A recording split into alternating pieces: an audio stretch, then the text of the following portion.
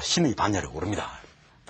이런 영웅적인 누드, 신적인 누드, 테세우스, 미로에 들어가서 왼쪽에 소머리 하나 보이시죠? 네, 소머리, 괴물, 미노타우로스를 퇴치하고 아리아드네가 준 붉은 실타래를 되감으면서 미로를 탈출한 아테네의 영웅. 네, 그렇지만 이 나쁜 사람입니다. 나쁜 남자입니다. 아리아드네를 이제 버리죠.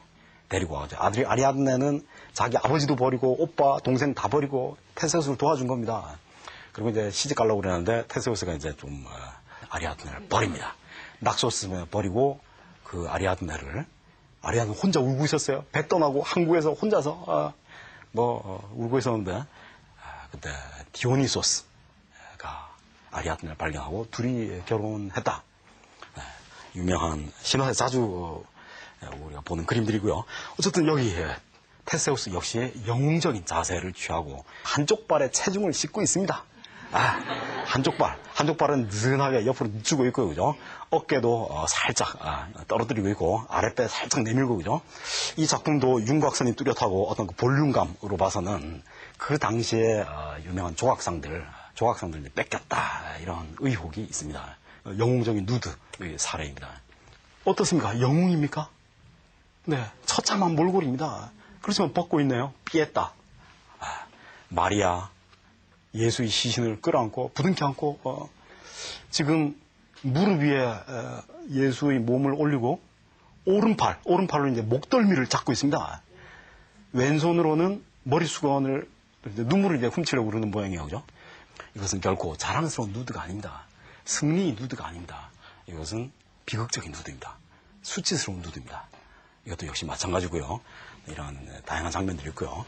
십자가에 달린 모욕과 수치를 당하는 예수의 모습 역시 마찬가지입니다.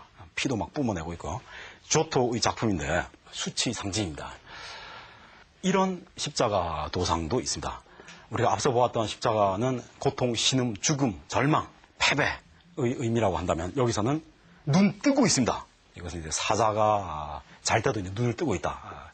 구약성서의 구절을 가지고 온 것인데 어쨌든 십자가도 당당하고 팔도 가로로 쫙 펼치고 있습니다. 못을 이렇게 박았을 때 팔 수평 유지하기가 쉽지 않습니다. 옷도 다 입고 있어요. 옷을 싹 벗겼다면 수치입니다. 그렇지만 여기에서는 수치를 덮어두었습니다. 이것은 승리 도상입니다. 승리 도상이에요. 자, 그렇다면 고대의 영웅적인 누드, 신성한 누드가 기독교 미술, 종교 미술에서 수치 누드로 바뀌는데 그 누드의 개념이 어떤 식으로 그런 급격한 의미 전환을 가지고 왔는지 갑자기 궁금해지네요. 그 연결고리가 이 작품입니다. 헬레니즘 시대에 무수히 제작되었던 지금도 수백 점의 레플리카가 남아있는 마르시아스입니다. 여러분 마르시아스 판의 플룻이라는 거 아시죠? 그죠? 불필의 시링스 풀필인데 잘 부르는 반인 반수의 괴물인데요. 아폴론과 음악 경연시합 도전장을 내밀었다가 이제 졌습니다. 져가지고 껍질을 싹 벗겨가지고 죽였어요. 껍질을 벗기기 전에 나무에 이렇게 매답니다. 나무에 달린 마르시아스가 바로 십자가에 달린 그리스도의 예형이 됩니다. 하나의 프로토타입이 됩니다. 그리고 이것이 바로 수치의 누드의 발언을 기록하게 되죠. 그죠? 자, 이렇게 매달려가지고 지금 앞에서 이제 칼 갈고 있어요. 많은 다양한 레플리카들이고요. 오른쪽에 아폴론이 앉아있고, 옆에 칼을 갈고 있고, 네, 그러니까 실제로는 이제 그 군상 조각, 따로따로 떨어진 조각인데, 자, 이것은 매달아 놓고 형리를 시키지 않고, 네, 오른쪽에 나무에 걸려있는 판의 플룻이 보이네요. 그죠? 저걸 이제 불필을 불게 되고요.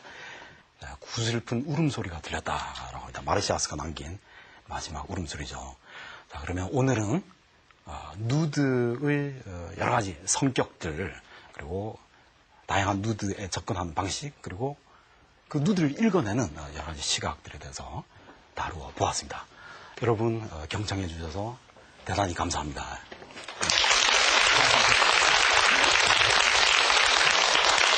네, 이렇게 추상화, 정물화, 그리고 오늘의 누드화까지 세 가지 테마를 통해서 서양 미술의 숨겨진 이야기들을 들어봤습니다. 우리가 유럽의 경우를 본다면은 이런 미술 작품들을 국보급 문화재로 지정할 만큼 철저하게 관리를 하고 있고요. 그리고 국민들의 문화재에 대한 자긍심도 상당히 높다고 들었거든요. 그리고 흔히 한 나라의 국력과 그 나라가 가지고 있는 문화재 이런 미술 작품들의 가치가 비례한다라고 이야기를 하기도 하는데요. 우리나라의 경우를 본다면 어느 정도라고 보십니까? 네, 우리나라도 무척 성숙했다고 봅니다. 우리나라도 이제 거의 선진국에 들어서는 입장인데요. 네, 그렇지만 좀 아쉬운 점도 몇 군데 눈에 띄는데, 가령 예술작품을 우리가 이제 구매하고 또 교환한다든지 수집하고 하는 등등의 그 행위에 있어서 작품 그 자체에 대한 그 사랑과 애정보다는 어떤 그 투자, 투기의 개념으로 접근하는 사례들이 있고요. 사실 많이 굴러다닙니다. 경매장에 굴러다니는데 그것을 볼 안목과 어떤 경제적인 제왕, 네, 이런 것들이 이제 문제가 되긴 하는데, 그리고 작품 자체의 가치로 보지 않고 사이즈, 호당 얼마, 네, 이렇게 하는 것도 좀 사실은 너무 어리석은 짓이죠. 예. 네, 이런 부분은 조금씩 나아져야 될 부분으로 보입니다. 네, 정말 우리가 문화재에 대해서 가지고 있는 인식을 이제는 조금 새롭게 바꿔야 할 때가 아닌가 싶습니다.